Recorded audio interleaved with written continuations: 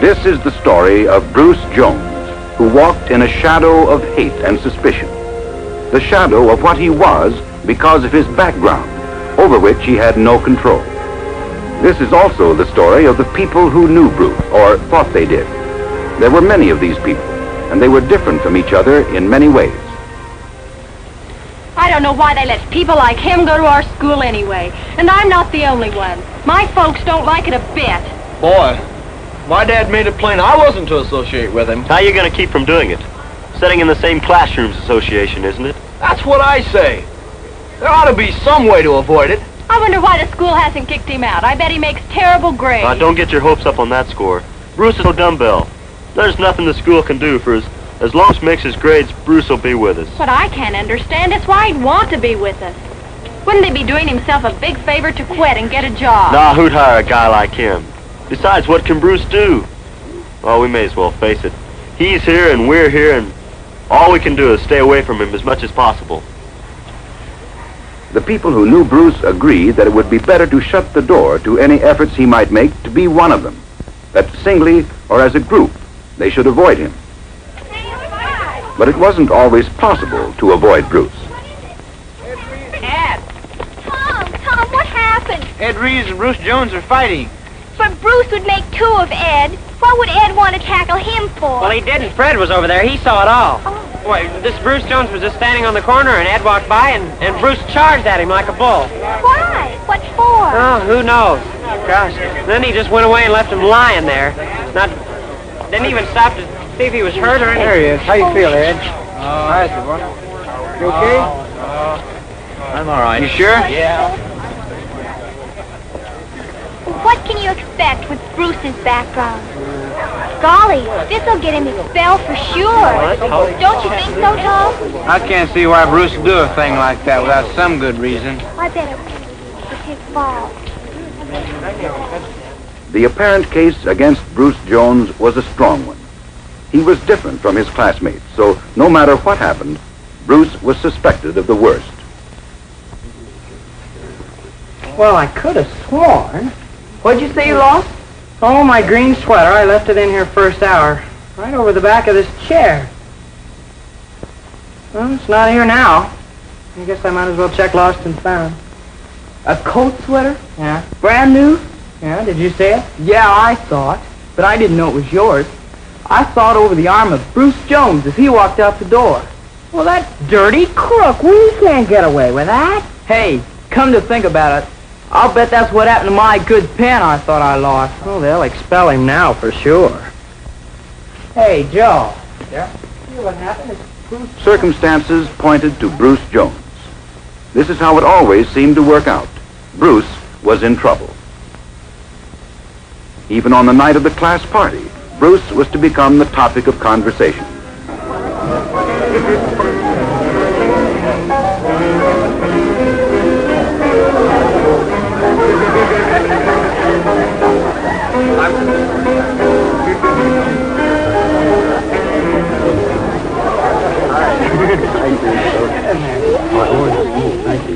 I don't know about you, but I think this is the best party we've ever had. Everyone's in the mood. Maybe it's because there hasn't been anything tonight to get us out of the mood. And what might that be? You know what I mean. The undesirable element is missing. It's a good thing, too. I'm sure glad Bruce didn't come tonight. He's not like us, and he never will be. That's right. Boy. Well, let's have some lunch. Let's get this stand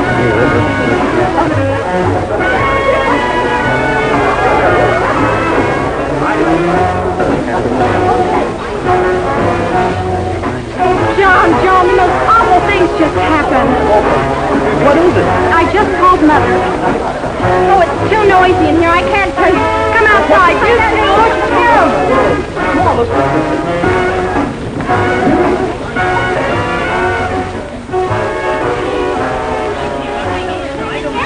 I just called Mother to tell her I'd be a little late. She heard it on the newscast. Tom and Carol have been in a wreck. Tommy! Oh, my gosh, well, what happened? They skidded into a bridge, and the car caught on fire. Oh. How awful. Were they badly burned? They would have been, if it hadn't been for Bruce. You mean Bruce Jones? Yes, Bruce Jones. The bridge was the one near his house. Evidently, he heard the crash.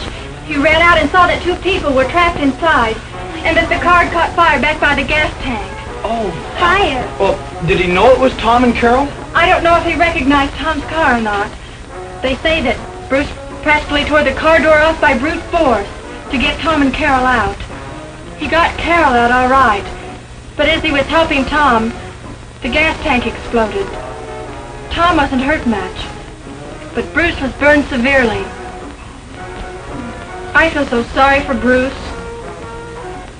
Well, this is a switch. A week ago you were up in the air about having to go to the same school with him. No matter what I said, I feel sorry for anybody who's being hurt, even Bruce. Well, I'm not going to be a hypocrite and act as if this changes anything. Now listen, Bill, you're not being fair. After all, Bruce was badly hurt. He didn't have to go into that fire. Probably didn't even know who was in it at the time. Well, even if he did know, Bruce had little reason to risk his neck. Especially after all the mean, prejudiced things that have been said right to his face. I'm a fine one to talk. Why, just a minute ago. Do you suppose there's anything we can do to help? They said that he was on the critical list. Maybe he needs blood. Do you think we ought to go to the hospital and see? Well, I'm going back to the party.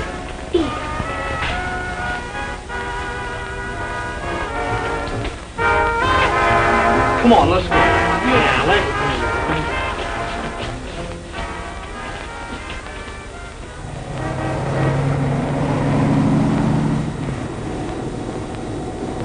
I wonder if Bruce would want my blood after what I did to him.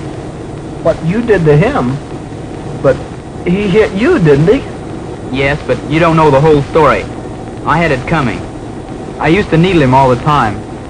I'd sing that song so he'd be sure to hear it. You know the one I mean. Well, that day I walked by Bruce whistling it again. I guess it got under his skin and he just couldn't take it anymore. Golly, then he didn't just jump you for no reason. I don't think he knew what he was doing. But I did, and I told the principal the whole thing. That's the reason Bruce is only on probation. For that matter, I am too. It's funny. I never stopped to think there could be a Bruce's side to it. I just never really thought of Bruce at all. Whoever did. I was ready to accuse him of stealing my sweater the other day, and I would have, but when I got to the office to report him, well, there it was, where he'd turned it into the lost and found. If anybody else had been seen with it, I wouldn't have worried so much, but because it was Bruce, Because it was Bruce who did what we've all done.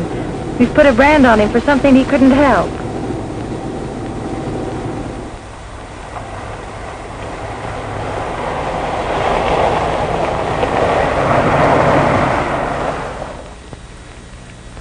Well, let's go see how bad it is.